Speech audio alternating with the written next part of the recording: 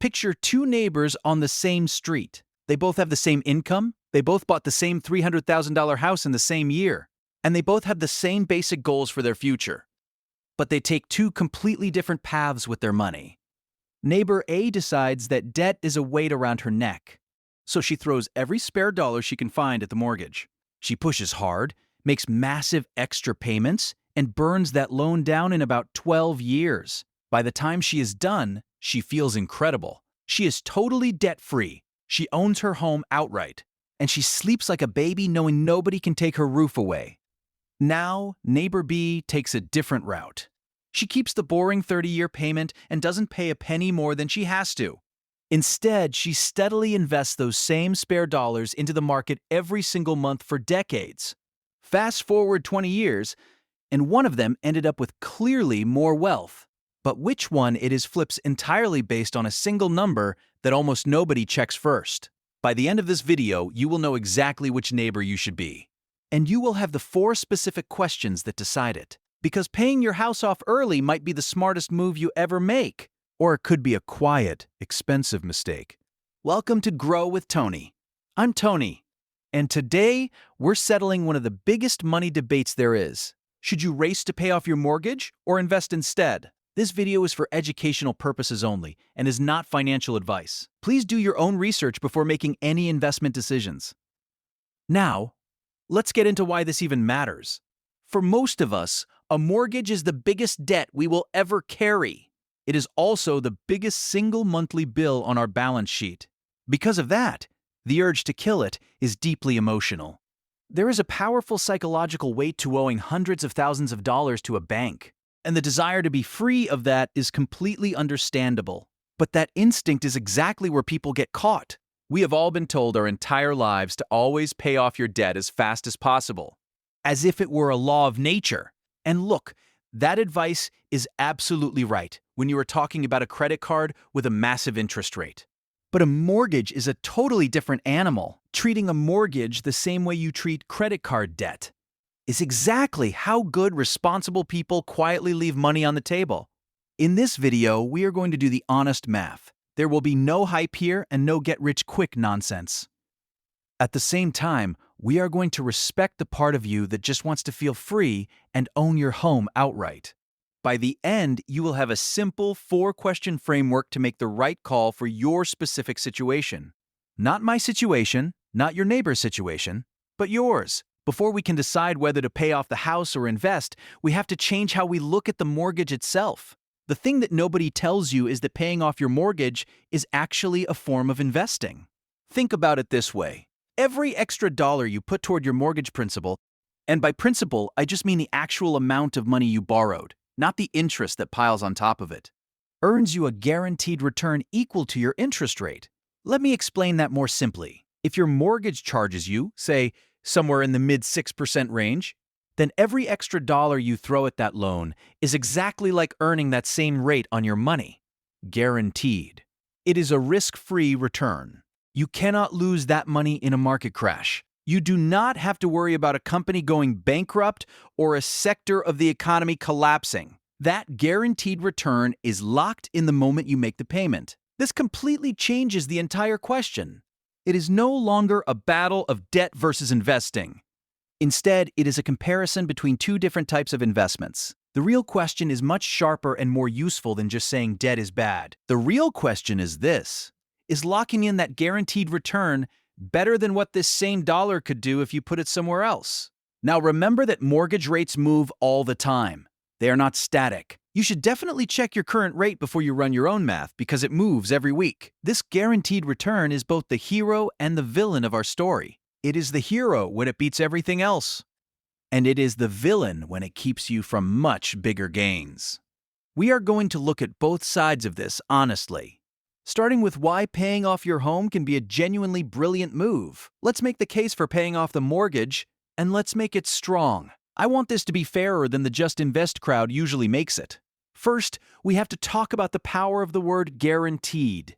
A guaranteed return at your mortgage rate with zero risk is genuinely excellent. Depending on where rates are, that guaranteed return might be more than what a standard savings account or many safe bonds will pay you right now. The people who tell you to just invest because you will earn more in the stock market are conveniently skipping over that one word, guaranteed. They are comparing a sure thing to a maybe. In the stock market, you might make a lot more over 20 years, but you could also have a decade where you make nothing or even lose money. When you pay down your mortgage, the win is immediate and certain. There is no maybe about it. Then there is the factor of your fixed costs. When you have no mortgage payment, the amount of money you need just to survive each month drops dramatically. This makes you financially bulletproof. If you lose your job, or if your industry takes a downturn, or if you decide you want to pivot your career into something riskier but more rewarding, a paid-off house is a fortress. It is a place that nobody can take from you, and it removes the biggest monthly pressure point from your life. That creates a level of freedom that a brokerage account cannot always provide in the same way. We also have to talk about protection near retirement. There is something called sequence of returns risk. In plain words, this is the danger of the timing of your investment returns. Imagine you are very close to retiring and you have a huge nest egg in the stock market. But right as you retire and start living off those savings, the market crashes. Now, if you still have a massive mortgage payment every month, you are forced to sell your investments at the bottom of the market just to make your house payments. That is genuinely dangerous because it drains your portfolio much faster than if the market had stayed flat. If your home is already paid off, that pressure is completely gone. You can leave your investments alone to recover because you don't need that cash just to keep the lights on. And finally, we cannot ignore the emotional return. There is a real, tangible value to sleeping at night knowing that you owe nothing to anyone. Some people call this the psychological dividend. It is the feeling of total ownership and security. That has real value in your life, even if a spreadsheet cannot measure it in dollars and cents. Don't let anyone shame you out of wanting that feeling. If the weight of debt keeps you up at night, then paying it off is the right move for your mental health, regardless of what the math says. This is why neighbor A is not crazy at all. If her mortgage rate is high, or if she is getting close to retirement, or if the debt genuinely causes her stress, racing to pay it off can absolutely be the winning move. But now we have to talk about the other side. This is where we find the traps. This is where paying off your mortgage early can actually set you back. There are 4 main traps you need to watch out for. The first is the low rate trap. This happens if you locked in a really low rate, like those rock-bottom mortgages some people got a few years back. If your rate is very low, rushing to pay it off means you are choosing to lock in a very low guaranteed return. In that scenario, even the safest options, like certain government bonds or high-yield accounts, might pay you more than what you are saving by paying down the loan. And long-term investing would likely do even better over time. If you have a 2 or 3% mortgage, sprinting to pay it off is like sprinting to win a race you never had to run.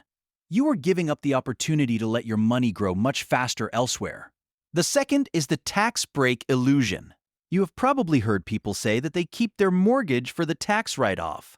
They think the government is essentially paying part of their interest. But the reality is different. The mortgage interest deduction only does anything for you if you itemize your deductions. Itemizing just means that you list out every single deductible expense you have, like mortgage interest, charitable donations, and certain medical expenses, and you add them all up. You only do this if that total is more than the standard deduction. The standard deduction is the flat amount that the government lets everyone subtract from their income automatically. No questions asked. For the year 2026, the standard deduction is $32,200 for a married couple filing jointly, $16,100 for a single filer, and $24,150 for a head of household. Most homeowners simply do not have enough deductions to beat those numbers. They take the standard deduction, which means they get exactly 0 additional tax benefit from their mortgage interest. In those cases, keeping the mortgage for the tax break is a total myth. If you take the standard deduction, losing the deduction because you paid off the house is nothing to worry about, because you weren't actually using it. The third is the order of operations trap. This is a real mistake where people throw extra money at their mortgage before they have handled 3 other critical things. First, you need an emergency fund. This is a stash of cash in a liquid account, meaning you can get to it instantly, that covers several months of expenses. If you put all your extra cash into your house and then your car breaks down or you have a medical emergency, you cannot easily get that money back out of your walls to pay the bill. Second, you need to capture your full employer match. If your job offers a retirement match, that is when they add free money to your account for every dollar you put in, up to a certain limit. Walking away from an employer match to pay down a mortgage is like turning down an instant 50 or 100% return on your money. No mortgage payoff on earth beats grabbing free money from your employer. Third, you need to wipe out high-interest debt. If you have credit cards charging you 20% or more, paying those off first is a mathematical necessity. A mortgage payoff might give you a guaranteed return in the mid-6% range, but killing a credit card gives you a guaranteed return of 20% or more. You have to kill the most expensive debt first. The fourth is the liquidity trap. This is the part that almost everyone misses. Money you bury in your house is hard to get back. To reach it, you'd either have to sell the place, which is a huge ordeal, or borrow against it with a home equity loan, which means you are just creating a new debt to pay off an old one. And it gets worse.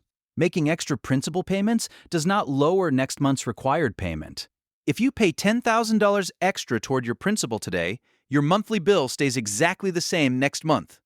You are still on the hook for that same payment every single month until the loan is completely gone. However, if you put that $10,000 into an investment account, you can actually get to it if life happens. You have liquidity, which is just a fancy way of saying your money is accessible. This is why neighbor B is not crazy either.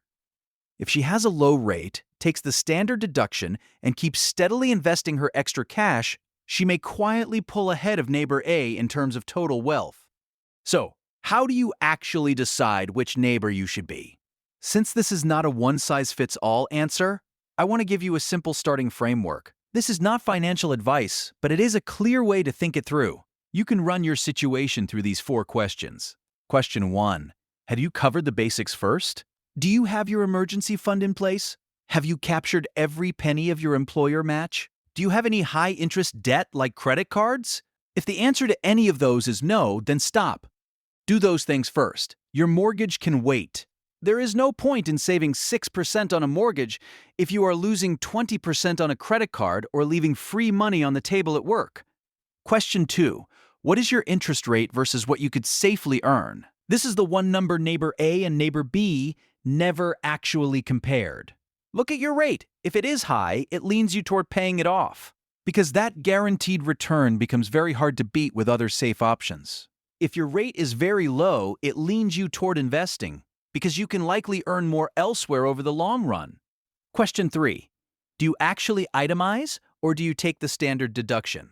Go back and look at your taxes. If you take the standard deduction, and remember, most people do, then the mortgage tax break simply isn't a reason to keep the loan. Don't let a common myth steer a 6-figure decision. If the tax break doesn't apply to you, take it out of the equation entirely. Question 4. How much is peace of mind worth to you, and how close are you to retirement? If debt genuinely stresses you out and affects your quality of life, that emotional payoff is a real return. Similarly, if retirement is just around the corner, the desire to eliminate your biggest monthly expense and avoid sequence of returns risk tilts the scale toward paying it off. But if you are young, your career is stable, and you are locked into a low rate, time is on the side of investing. Now, I want to make the release valve clear here. This is not an all-or-nothing decision. You do not have to pick a team. A completely legitimate answer, and for a lot of people the right answer, is to split the difference. You could put half of your extra monthly cash toward the mortgage and put the other half into your investments. This gives you the best of both worlds. You get the psychological win of seeing your debt shrink. But you also keep building a liquid nest egg that can grow over time. You can balance the guaranteed return with the potential for higher growth. So, if you are ready to move from thinking to doing, here are 3 things you can do today to get your answer. Step 1 is to pull your most recent mortgage statement and find your actual interest rate. Don't guess, find the exact number. That single number anchors the entire decision and tells you exactly what your guaranteed return is if you pay extra. Step 2 is to look at last year's tax return and check whether you itemized or you took the standard deduction. If you see that you took the standard deduction, You now know for a fact that the tax angle doesn't apply to you, and you can stop worrying about losing a deduction that you weren't even using. Step 3 is to confirm the basics. Check your emergency fund balance, make sure you are hitting your employer match, and verify that your high-interest debt is gone. If any of those are missing, that is your real first move. That is your priority, not the mortgage. Once you have those 3 things settled, you can decide on your split. Maybe you go all in on the mortgage, maybe you go all in on investing, or maybe you do a 50-50 split. Just remember that rates and yields move, the market changes, and interest rates shift. So make it a habit to check the current numbers every year before you run your math again. If this helped you see the decision more clearly, please subscribe so you don't miss the next one. And I want to hear from you in the comments. Which side are you on? Are you team pay it off, or are you team invest? I read those comments, and I love seeing how you all are handling your own journeys. Whatever you choose, the right answer is the one you'll actually stick with. See you in the next one.